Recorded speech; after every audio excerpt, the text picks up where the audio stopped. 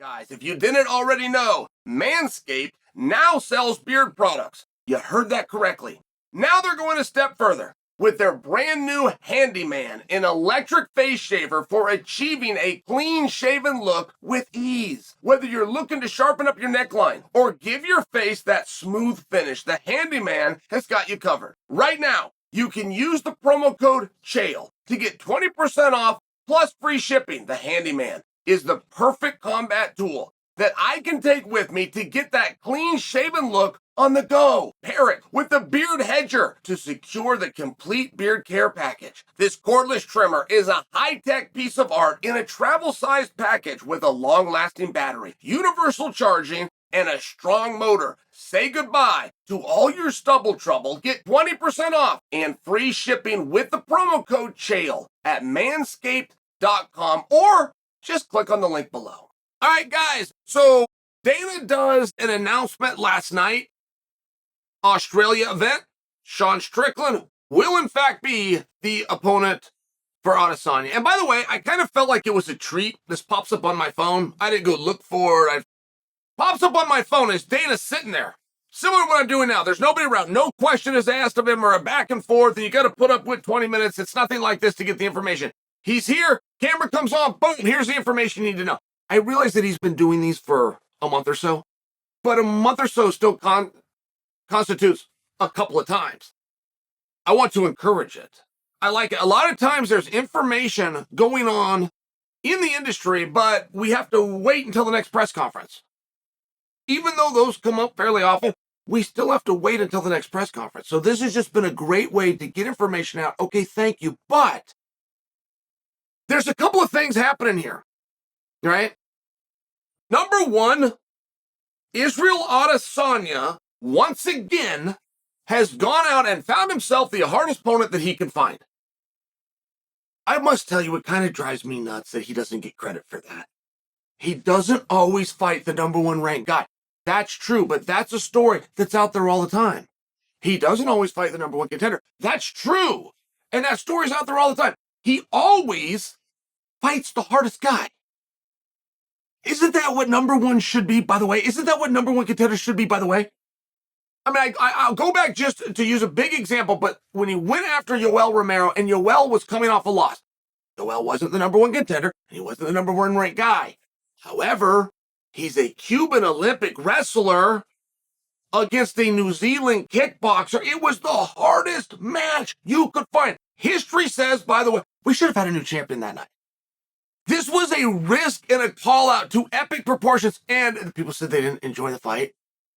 Or maybe it was a dull fight. I mean, I just bring you that example. Like, I've appreciated Adesanya. I've liked his entertainment. The way I look at him after that call out and challenge and mean it and doing it and finding a way to win over Yoel is many years ago, but I look at him differently. It goes from an appreciation to an entertainer to a respect as an athlete. And I'll just tell you, that's what he's doing right now. That's what he's doing right now. Went after Strickland. And Dana said last night, he said that Strickland was ranked number 5. That could be true. I thought that he was number 7. Dana said he was number 5. It also shows a respect to Izzy because when that fight looked as though it had fallen apart, it fell apart in a way that generally can't get put back together. And the only thing that happened, I don't think that Strickland was too out of line. Strickland is just very honest with you guys, and sometimes he's too honest. Sometimes he shares too much. And Strickland said, and all he said, he didn't use profanity. He was decent about it, but he said that they dropped the ball talking about the organization. But that puts everybody in a really tough spot to then come back and give you what you want. It's just one of those things. But Adesanya spoke up on behalf of Sean. And not on behalf of I like him, on behalf of I want him. And I just think that a major respect was shown to Izzy. I've never seen anybody in the history of the sport control their own career like Adesanya. And I bring this to you guys because those two have a beef, and we remember it, and we're going to look forward to this fight. And there's no pretending Sean Strickland can't go with him. Do you think this is dismissive? You're too new. Sean Strickland can go with anybody. Sean Strickland can be the champion of the world, by the way. It's just not the biggest thing here in my mind. Biggest thing going on with this announcement is what happens to Plessi. I don't believe by definition number one contender can be pluralized. By actual definition, I don't believe you can have two champions.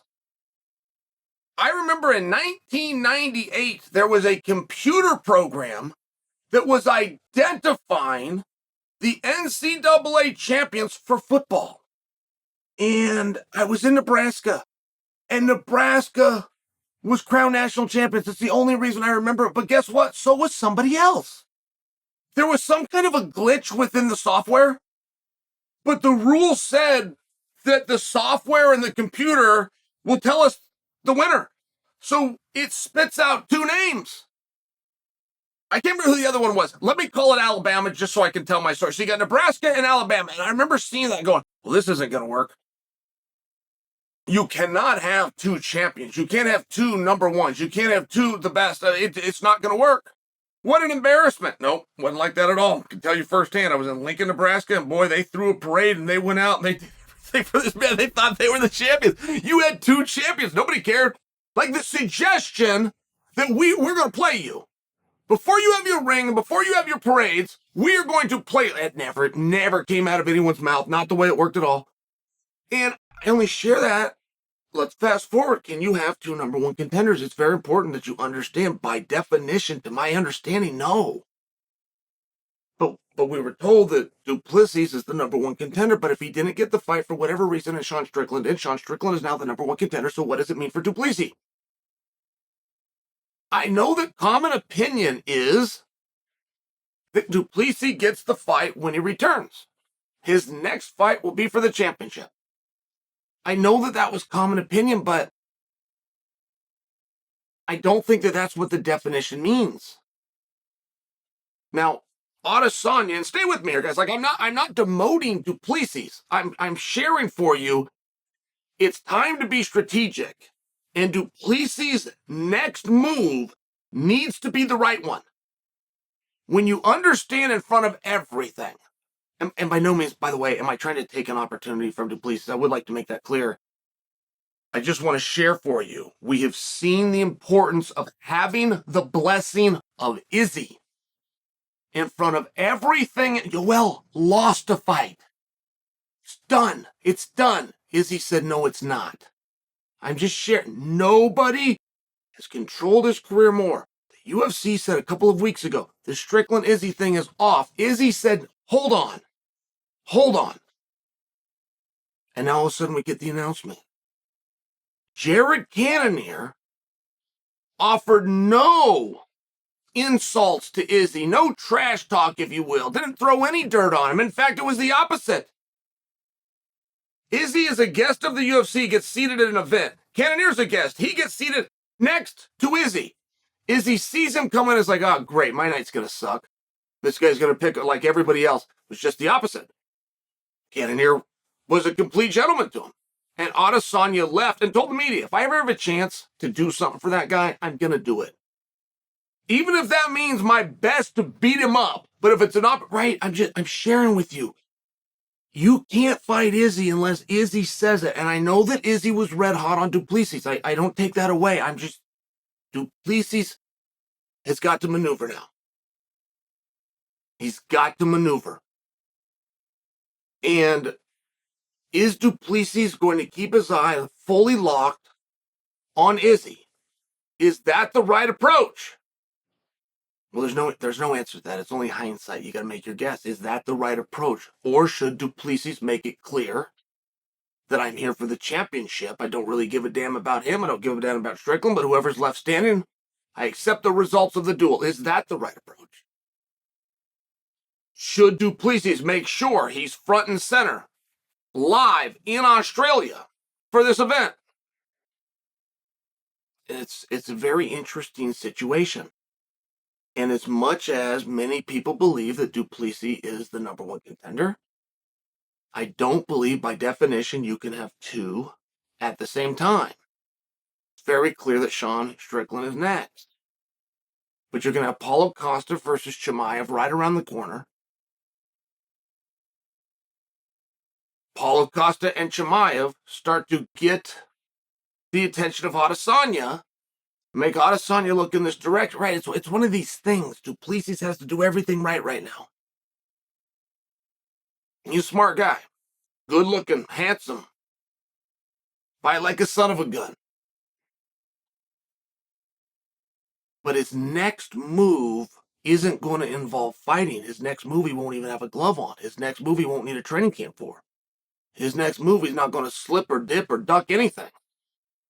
Not about combinations, takedowns, or chokes. It's going to be done through the media, and it's got to be done right. And I'm curious which strategy he's going to take.